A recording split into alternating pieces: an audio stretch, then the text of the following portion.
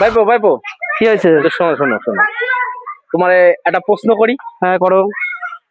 আচ্ছা বলো, এক জায়গায় 50টি ঘোড়া দাঁড়িয়ে আছে, তো 20টা ঘোড়া ঘুমায় পড়েছে, তাহলে আর কটা ঘোড়া দাঁড়িয়ে আছে? এটা তো সহজ প্রশ্ন, এটা তো খিচুড়ির স্কুলে প্রশ্ন। কেন 30টা?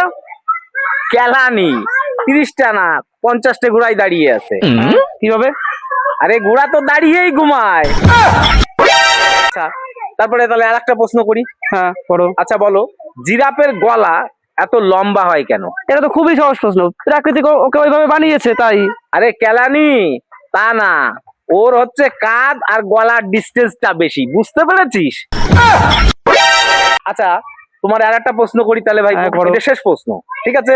একদম ভেবে চিন্তে উত্তর দিও। হ্যাঁ হ্যাঁ হ্যাঁ। আচ্ছা, তোমাকে একটা বিস্কুট দেওয়া হলো, হ্যাঁ। সেই বিস্কুটটা তুমি কামড়ে কামড়ে খাবে না চায়ের সঙ্গে ডুবিয়ে খাবে, বলো তো? আমি তো চায়ের সাথে ডুবিয়ে খাই না, কামড়িয়েই খাবো। তোমারে চাটা কখন দেওয়া হলো?